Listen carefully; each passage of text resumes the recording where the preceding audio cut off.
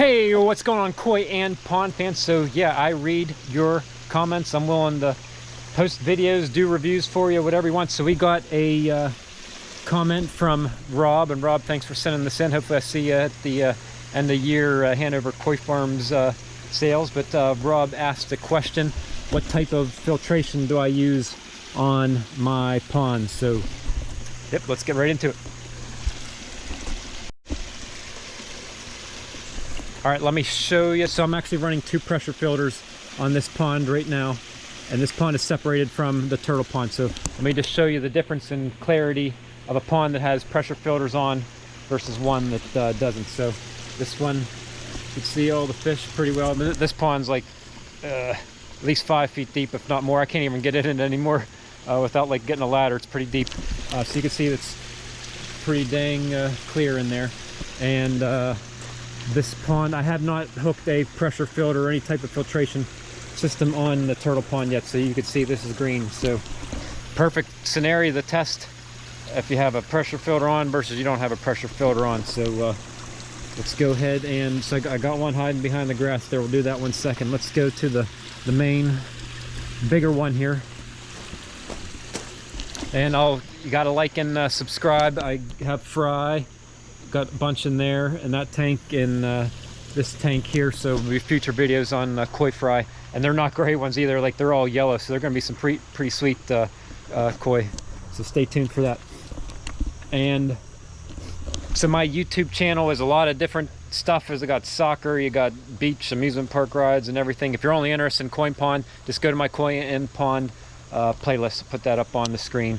And I have reviews on each one of my pressure filters on the playlist, and then even how to replace the UV bulbs on them. So this one is pretty sweet here. So this is PondMax 7200, purchased from Ponds Plus, and it's the current price right now is $900, and it has a 55 watt UV bulb in it. So I change the bulb once per year. It does have a back flush hose right there that I back flush the water out into the front yard. And let's see, so the pros is, yeah, this thing cleans my pond pretty dang well. This past winter, it did. The negative, just because I don't have a lot of room here, preferably I like to have a hole dug and get this underneath the ground for in the winter time for like frost purposes, to keep it warmer. But there's all roots underneath here from all the arborvitae, so unfortunately I'm stuck with keeping this above ground right now. So last winter, this piece right here actually busted because it froze so much. I keep the pressure filters running through the winter. I unplug the UV bulbs from them though. So this one, and I've had this one for a couple years now, but this past winter, this piece right here, the clamp busted, and so I had to order a new one, and it's been working pretty good here ever since. Yeah, pretty easy to back flush, pretty easy to change the UV bulb. Nozzles are pretty decently. You can see that the nozzles on any UV filter is the hardest thing.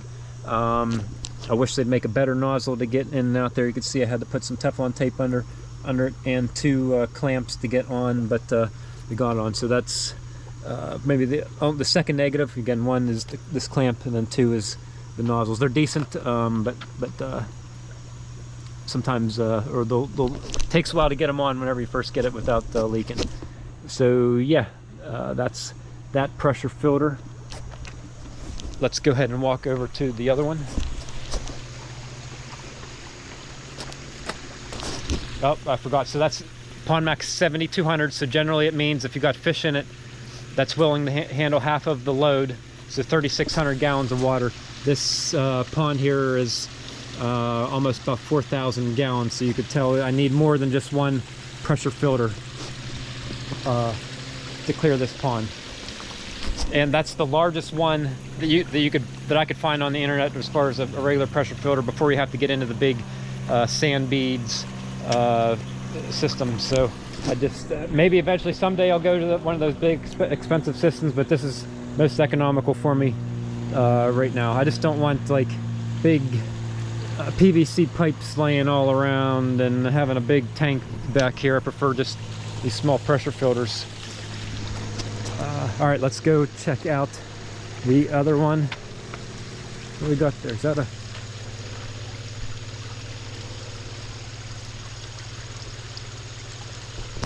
some type of frog on there? Thought it was moss.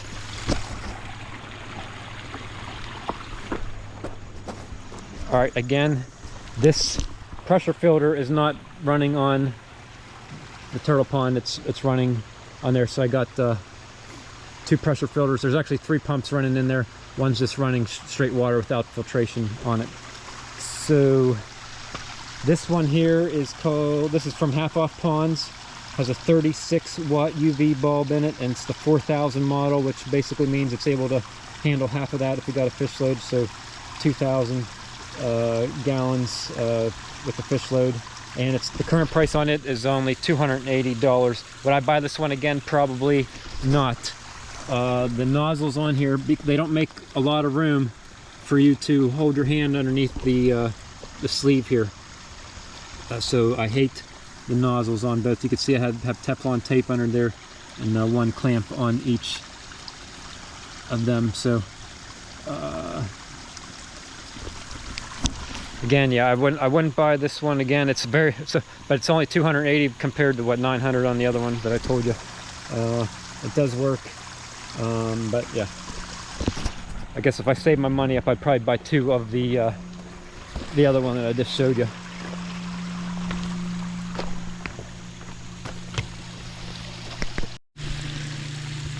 Okay, you can see I got some plants in here. I'm sure that provides a little bit of beneficial bacteria and get the ecosystem going. And then I have this spillway or skimmer basket here just to catch the leaves coming from the plants. Only I used to have this underneath the ground, and just the way I had the pond here, wanted to get as maximum gallons as I could. It is above ground. It actually doesn't freeze over in the winter time, this because I have, you can see I have aeration bubblers running there, so it helps prevent the water from getting icy. So there is 5 cubic feet per minute of aeration bubbles coming up, and I have that a video on that aerator on my YouTube channel as well. It looks something like this. This is the small one. Oxygen, that's what it is. So that one there is 1.5 cubic feet per minute. It runs 2 large pucks. This one's about 5 cubic feet per minute. It runs 4 pucks or more. I have it inside the got a storage tank underneath the arborvitaes in there. So that's definitely key, because it gets all the sediment, keeps it up suspended, and throws it into the spillway basket, and the pressure filters clean it.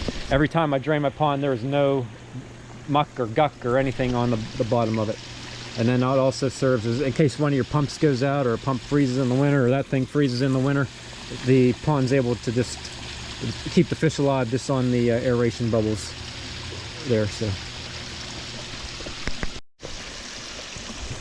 all right, don't want to go too much longer and ramble on, so hopefully that answered your question, Rob, as far as what the filtration looks like on my pond. All right, if you got this far, hit the like button, subscribe if you haven't already. Anybody else have any questions, want me to do a video on anything in particular here that I got going on, let me know. All right, see ya.